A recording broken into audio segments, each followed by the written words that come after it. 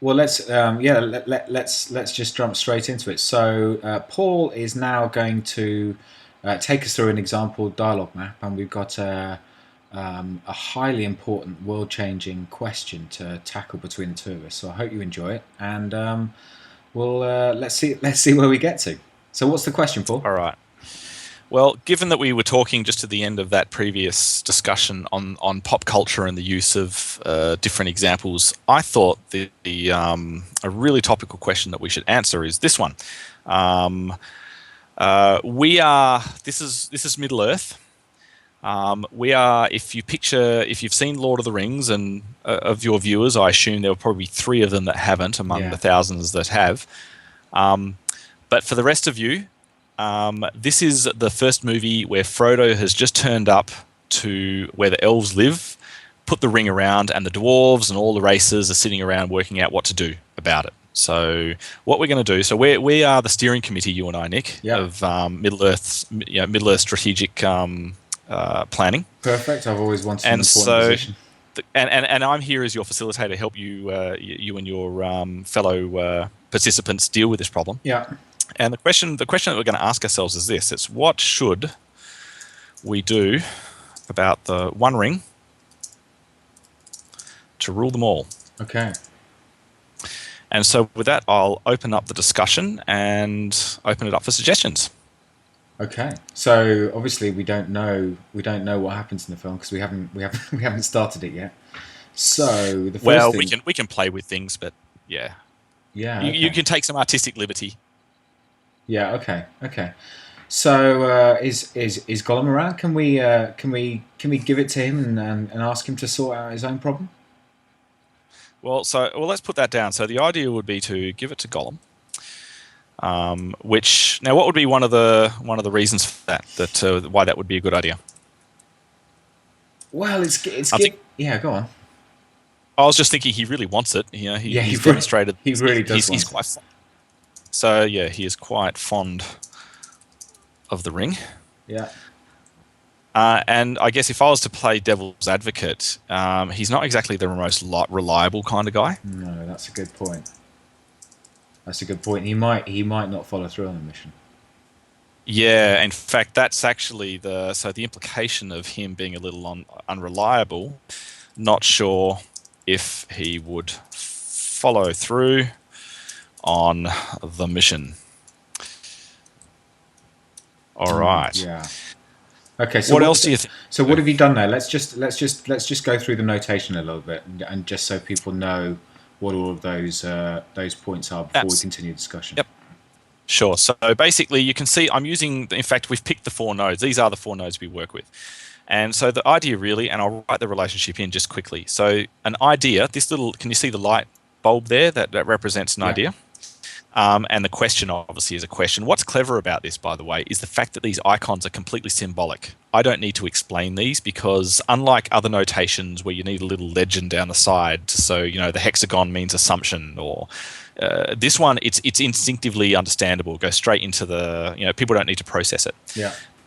And so the relationships are almost inferred because an idea is a possible answer to a question. Yeah. That's the relationship between idea and question.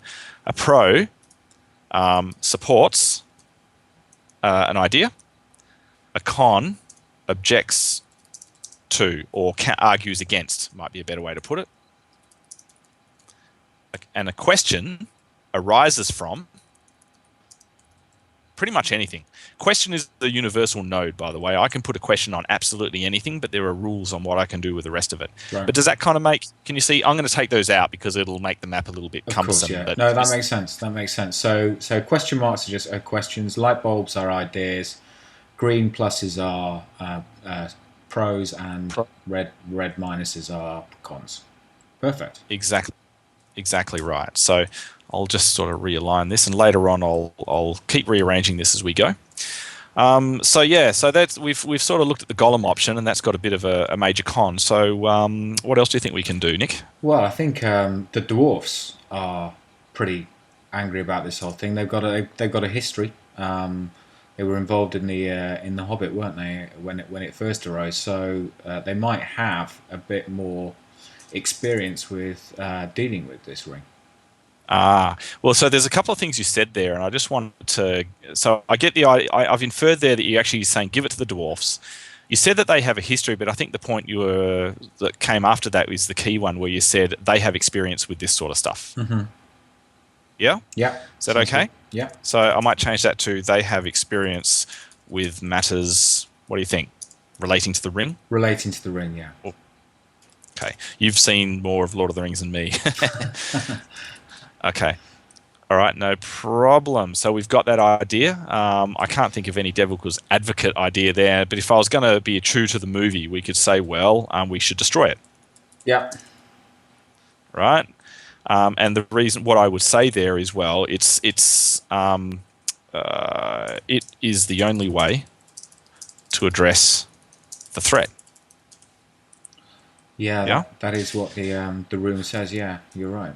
Exactly. So then the next question would be how should... You can see, as I said to you earlier, I'm a two-finger dyslexic typist. You're seeing that now. How should we... It's probably that destroy... beer that you got in your hand. That is true. So have we got any methods that we might use to actually destroy the ring? Well, I hear there is a very hot fire somewhere nearby that we can throw it into. Into a hot fire. Okay. I'm being very careful here not to use my Lord of the Rings knowledge to infer anything else that what you're saying. But I also hear that it's very difficult to get to that fire. That fire. Okay, so I guess my question is, what fire are we talking about? There's a it's I know as little as you do, but someone was whispering to me the other night over one of those nice ales that we steering committee members drink, that there's this fire in a mountain somewhere. Okay, so I'm going to tell you what I'm doing from a mapping point of view in a second, because you notice I've left that node there, this idea node, while I've just captured context, because what you're saying is heard a rumor over ale about this. Now, the reason I'm doing that is I'm now going to go back. This is part of the listening skill I was telling you about. A mountain. Right? That was what you were saying. Right, so I've just... The inferred question or the little sort of placeholder question I put there was, what's the context of this? Heard a rumor over over an ale about a mountain, hot enough. To destroy the ring. Yeah, destroy the ring. Okay. I would also suggest that, apart from being difficult to get there, I'm thinking it's probably likely quite dangerous. Yeah. And there's probably various... and I'll show you another little technique with the software just quickly while we're here. So if I called out, well, in what ways is it dangerous? Every one of these nodes that we've currently worked with, I can double-click this node, and it has a little property screen. So do you see the node here? Now you're looking at its properties. Yeah. How's this for a cool trick? So if we said, okay, what are the issues? And so orcs, it's dangerous for orcs. Yeah. Lava. Yeah. Spiders. Yeah. Right? There's a cool technique where you can do this. So I've captured those. I can click this little button, and I've now got those as emergent ideas. So I was able to sort of capture it fairly quick. Yeah. Now, so now at this point, I'll redraw. So I've now just clicked a key that just sort of redraws everything, so it's a little bit more orderly. But you can see how the conversation's starting to unfold here. Yeah. Now, at this point, I might, as a mapper, take people back just to recap, because every half an hour I like to do this. And in fact, let's just say I did recap. I might do something like this. Say, okay, guys, just to recap, we've got the three ideas. We can give it to Gollum. He really wants the ring, but he has a few issues. We could give it to dwarfs. We've got one pro there, and we've got this conversation on destroy it. Now, if saturated the destroy it option, what I might do is just put it into its own little map. So go discussion on destroying the ring. Mm-hmm. I can highlight all of this rationale that we've captured on that particular topic, put it into here. So it goes into it's like a folder. And what we'll do is that can now just sit there as an option in itself. Wow. So you mean? double click on that and it brings up that part of the map. Correct. Wow. Correct. Now, this is also where, and by the way, every so often when I do this, I have one really hardcore Lord of the Rings train spotter who is going to make life hard for me. And so the person would say something like this, well, why should we do something about the One Ring? I mean, is it such a big problem about Sauron? And so therefore, there's an inferred question. What they're saying is, well, I don't think that's the right question. And in dynamic facilitation, that was where you start with a question on the left-hand flip chart, and then you start redefining the question. Well, in dialogue mapping, that's called a left-hand move, and it's a left-hand move because I've taken all this stuff up, I've pushed it to the right, and I'm going to put some rationale here on the left. And so now here's what I'm going to do, and I would work with the group to do this. It's really great when you do this too. There's a real sense of efficacy in the group because you've sort of people like things to connect to each other. Yeah. So the question might be, what should we do about Sauron? Right? Yeah. Or in fact, not what should we do, but what should our approach be to Sauron? And so one of them is Sauron is a threat. Sauron's the guy, isn't it? Threat to Middle Earth via the One Ring, which therefore leads to the question, what should we do about the One Ring? So you could do that way. Yeah, okay. Now, and then, but another valid perspective might be Sauron is a nice guy. Yeah. And he's misunderstood, right? Yeah, that's it. Yeah, in fact, let's just do this. Supporting that, you've exactly done it. He is simply misunderstood. He's been off by himself for a very long time off in Mordor. So you can imagine that he might be a bit like that. Now, let's just say, I guess we can probably that's not a bad little example, but there's one thing I haven't covered. We might say, okay, guys, we've looked at all of the various options, and I think if we actually go back I think destroying the ring looks pretty good at the moment. I get the sense that's where everyone's moving to. So in here, we've gone and looked at how we could destroy the ring, and we've come up with the option of throwing it into a hot fire. Despite there being a couple of cons, I think we've decided that's the only way. So what do you think, guys? How about I mark that as a decision? Is everyone comfortable with that being what we've decided? And and this in workshops is really interesting because it goes from this is up until now it's all care, no responsibility. Yeah. Type thing, you're unpacking. Now you're actually making a commitment, which now you're moving to action. There's and if you interview Neil, my co-facilitator, he'll talk about this a lot. But it's amazing how I can hang on this for 5 minutes while everyone in the room is waiting for someone else to say yes, we'll do that. Yeah. So I mark that, and if you look closely, can you see that little handshake? Yeah, it's changed to a handshake. Yeah, so I say, so therefore, and this is the nice thing about this software too, this destroy it node is in both maps. Yeah. You see it there? Yeah. And in fact, that little number 2, I don't know if you can see it. See that little number 2 there? Yeah. That lets you navigate between. There's a context. So now I can come back to this map. Okay. And so you see, I can put my cursor over, click here, and it just takes me to there. Yeah, so by inference, we've decided that we're going to destroy it. So let's mark that as a decision. And in fact, when I come back out to the main map, you'll see there's a decision there now, right? Yeah. And so assuming, imagine we've done a whole lot more work than this, but we might say something like, okay, guys, let's now go back through, let's go through all the decisions in the map because we might have decisions all over the place. So I'll make a new map. And this is the thing that flip charts the efficacy that you get in software. Now, it's not for everything, but check this out. So I can do this. Okay. Let me now. This is going to backfire on me slightly, but anyway, I'm going to do a search. I'm searching this map, and I'm going to search for all decision nodes. And I have some other maps hidden behind the scenes, so you just have to ignore those ones there. But there's my 2 decisions. Mm-hmm. Insert into view. So there's a summary of decisions that we've made. Okay. So now if you look at my map, here's the rationale that we unpacked. Here's the one we decided on. Here's the summary of decisions. So assuming we had decisions all over the place, depending on where the map went, we've now got this nice kind of representation. What I would then do is something like this. If I brought it up here, and this is the final, I guess, sort of piece of the puzzle is while I'm there with the group, with a few simple clicks, which I'm deliberately not explaining as I go, I can do this. I think I've got Word open. I have a little Word template. Yeah.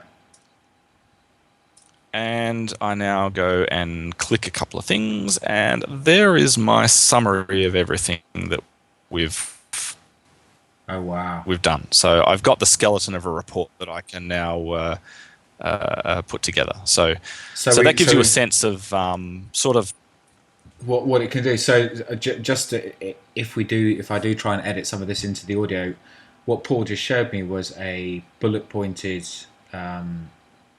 Word document of the whole conversation that we just had about Middle Earth, and with all of the decisions and ideas and pros and cons all as nested bullet points. So yes, I'm assuming that at the end, that means at the end of a workshop, of a real workshop with a group of people working on a proper problem, you'd be able to create that report, and they'd be able to walk out the room with it almost.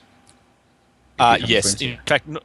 Yeah, normally it's a skeleton of a report. You always with a report turn it back to a narrative. Sure. I always, but it's much richer. It's to the point, quite dense in a way. They tend to be dense reports because they're so rich. But just to give you an example of sort of what you might get, I'm going to switch out of this example and actually show you a map I did elsewhere. This is me mapping an international standard on stakeholder engagement. So I didn't do this live, by the way, so don't think that this is a live one. And apologies if you can't see the font. This was just kind of on the fly. But if I take, this one's got a bit of rigor in it. So if I go through that same process and generate the template, but this is the sort of size map you might get out of a day long, sort of a significant workshop. Yeah. If I go back into Word now and show you sort of just the amount that I might get by doing this. There you go. So here's my full map, and I don't know if you can see down there, but it's a 28-page report. So, 28-page report. Wow. Yeah, and so I must say I've looked out into this kind of sea of wonderment in people's faces as they watch all of their efforts for the day suddenly get codified into this report. So the other beauty of that is just from a simple practical point of view, I can turn that around within a day or two and actually turn it into a proper written report. Yeah. So there's some inherent efficacy just in this let alone anything else. I mean, there are limitations which I'm happy to talk about, but the heavy lifting that you have to do to take flip charts and put them together and codify it in the same way. Yeah. Obviously, makes you can see the inherent efficiency and the granularity in it because you're capturing quite a lot. If you go back to the Lord of the Rings, I didn't miss much. No. That was pretty much everything we talked about. It was, yeah, in 95 minutes. Now I'm fast realizing that what I love as a facilitator is anything that can any kind of hacks that can make my life after the facilitated session as easy as possible. And I just love the idea that it just spits out a report that I can then massage. That a whole day workshop would take a few people days to type up all the output. And I had one, probably my favorite comment ever was I did some business process realignment workshop, and I spent half a day doing this technique, and the rest of it I was actually drawing business process diagrams, the ones with diamonds and squares and circles, those sort of things. And at the end, the guy said to me, geez, we could have got one of the big four consultancies to do this. It would have cost us a ridiculous amount of money and taken them a month to get it back to you. So that was the best compliment I ever got. So I figured he was pretty happy after that. That's pretty cool. That is pretty cool. You still there, Paul? I am, yes. You are, yeah. Sorry, my sound just dropped out.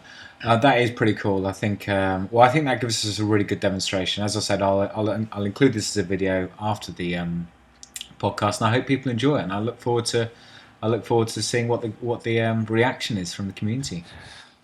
Yeah, me too. So this is the first time I've actually ever live, pseudo live mapped on a podcast. So I'll be interested in hearing the reaction too. Yeah, definitely. I mean, and this is the sort of thing that it strikes me that you could actually do quite easily online for any kind of a divergent audience. So the other thing I didn't cover actually on the first in the first part of the interview was what size groups does this work with? Because I know dynamic facilitation, Alex talks about how up to 15 people is probably the maximum. Do you have the same kind of limitation with dialogue mapping, or?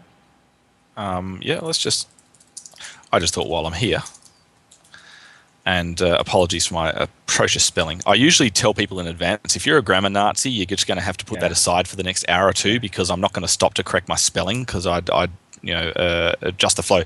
So your question was size, limitations of size. Yeah. So there's a couple of answers to that. And one of them is if the topic is in my discipline. So in other words, if I'm doing an IT type or a topic I know reasonably well. Yeah. Alone, the biggest one I've ever done, the largest I did myself is 30. Right. But really, if the topic is not one I am familiar with, and I speak as I type. That's a deliberate technique I do, by the way, because it helps to slow keep the sort audience of down as well. Precisely. The largest I would ideally do is 12, maybe 14. I think I've probably done 16 at that sort of size. And then when I work with work with a facilitator. And it has to be a certain type of facilitator. That's a whole separate question. But we have done up to 50 people. And we tend to use a semi-structured open space type of approach. So, obviously take the tables out, semicircle, that sort of stuff. You need the right kind of space. Yeah, definitely. But that gives you a sense of the sort of numbers. So it really does depend on and also the wickedness of the problem. The complexity of the problem is something to do with it. I can do strategic planning with probably a slightly larger number compared to a really complex, polarized kind of problem. I would prefer to do it with a facilitator as well. Yeah. But the relationship between you and the facilitator must have to be very tight to attempt something like that. That must be a tough thing to do. Yeah, so in fact, the better question is, what makes it work well with a facilitator? That's what I might do. And it being DM, dialogue mapping. And my answer to that question would be facilitator needs to understand what the mapper's doing. So they need to have understood the IBIS. Because as a mapper, you cannot just sit there passively. I'll interrupt. By definition, if I don't understand something and I'm trying to capture what someone said, I'll reflect back and capture something. So the other thing facilitator needs to understand, therefore, is the facilitator is not the center of attention. Yeah, it's a shared thing. It's actually and so the pro to that is actually it is a true co-facilitated session. I'm in terrible trouble writing the word facilitated, but you get the idea. It is a hard word. I'm always making a mess of it. Yeah. So that's the best. And so I've also and the other one is facilitators. So people who do dynamic facilitation, it's intrinsically suited. And I know Rosa, who is, I guess, wrote the DF manual. Yeah. And she's also done dialogue mapping training with Jeff Conklin, so she's intimately familiar. She's written extensively, actually, various things on dialogue mapping and dynamic facilitation in some of her articles. Okay. What I would say here is facilitator needs to be comfortable with emergent techniques. So I've had the issue where facilitator says, right guys, we have 4 hours to do this. Here is the outcome that we're going to do, and really pushes hard. That just doesn't work in wicked problems. Yeah. That's fine if you want to herd some cats on a project and just get some focus. Yeah. But if it's a really polarized problem, the sort that dynamic facilitation is designed for, then you need a certain type of facilitator. And you would have heard from dynamic facilitation, it turns kind of some of the traditional facilitator paradigms on its head. Yeah. And in fact, my colleague who I facilitate a lot with, who I hope you're going to speak with, I got him to watch the Alex's podcast, and he came back and said, "That's really similar to what we do." And I said, "Yeah, it is, as a matter of fact." Yeah. So yeah, it's that kind of style. Can you just explain that comment, emergent techniques? What does that mean for anyone who doesn't understand what an emergent technique is? People will give you different explanations, but it's very similar to what Alex said. Emergent, although he didn't use the term, emergent is when when what comes out like a solution is not what people went in with. So it's that solution that never would have come out if it wasn't for that particular group of people. So everyone went in with a solution in mind, but what came out is something completely unexpected or something that... so hence it emerged. And so what we do, if you speak to my colleague Neil, who I'm hoping you do because he's great to listen to, he talks about the idea of emergent design practice. He says what we do is emergent design practice. And so... we provide the human and technological holding environment for people to make coherence of complex problems. Yeah, and I think and when it comes to having an impact on the participants as well, having an emergent style or a style that brings out emergent themes, it just means that the people who've been involved are just blown away, much more so than if you say, right, okay, what we're going to do is produce a project plan. And at the end, we're going to have a bunch of milestones and activities. And by the way, some of those actions will be assigned to you. Good luck. See you later. And in fact, you've hit the nail on the head, because a technique I do in mapping a lot is this. So this isn't quite a great example because I actually I deleted the Lord of the Rings one, which I should have kept. But if I highlight this particular set that we've just done here, what makes DM work with a facilitator, and if I said, so let's make that a discussion. So let's say we've saturated this conversation. And people are getting into that reflective stage that Alex spoke about. So we've got this sort of conversation. Oh, I've got a bit of Lord of the Rings there. Hang on. That's better. Didn't hit the right key.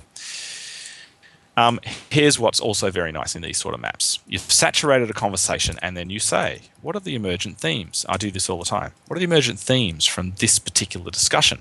And this idea of, if the key emergent theme was this one, that one there, say, this idea of having nodes in more than one place, I'll bring that out here. And so I go, okay, there was the question. Here was the discussion where we saturated and went through and tested assumptions and people made their various claims. What has emerged out of that is this. And in strategic planning, that's the sort of thing that will eventually become an area of strategic focus or something, because it's all those themes as you iterate. And that's the idea. Neil will talk about complex systems and systems seek coherence. We tend to... We go out to come in. So we'll unpack stuff, we'll call out the themes, and as the themes start to scream at you, we start to hone in on those, and that becomes the basis for moving forward. And I don't always dialogue map. You made a good point with a project plan. I'm actually perfectly comfortable with a Gantt chart. I have to do them quite often. So I'm always pushing to that because that's how stuff gets done. Yeah. However, if there's any divergence whatsoever, I don't push it with a Gantt chart. That's just completely the wrong instrument. It's not serving its purpose. I go back to mapping. Wrong hammer. Yeah, but if I mapped all day, this would lose its efficacy. It would dissipate. You'd get momentum and then you'd lose momentum. So you always flip maps. I'll take a map like this and turn it into a strategic plan, or again, turn it into a report, just to get that sense of progression. So the ultimate aim of a map is actually get to other tools. Yeah. Because it shows you're starting to... Yeah, get to the point where you're making agreements to do stuff afterwards based on what you've all agreed. Yeah. Correct. Hence the power of the decision point as well. Yeah, absolutely. Well, brilliant, Paul. That was a great demonstration. I really enjoyed it, and I think that gives us a really good idea of how dialogue mapping works. So. What I'll do is I'll make sure I'll include all your contact details below all of this, like I do with all the podcasts. And and if anyone wants to reach you, what's your email address if people want to get hold of you, if you're happy giving it? Yep, my email address is paul.culmsee@7sigma. that's my company name, .com.au. Fantastic. So I'll just widen that slightly. There we go. And so we'll put that up there and just kind of hide that away. There you go. Perfect. And you can also, I have a blog. It's kind of this weird hybrid between really nerdy IT stuff and then sense-making topics like this. So it's called cleverworkarounds.com. So if you go to it and you're not an IT kind of person, look at the articles on the right-hand side. That's all of the strategic or sense-making sort of articles. Okay. And then there's the book. So. And there's a bunch. I saw you got 4 articles there about dialogue mapping specifically, haven't you? So I assume you take people through. Is that an idiot's guide to dialogue mapping? Look, it's examples and case studies. There's actually a few dialogue mapping ones there. They just don't necessarily have it in the title. So probably the intro one that is the one best practice to rule them all. That's the one that's sort of where I started with. So there's a whole bunch there.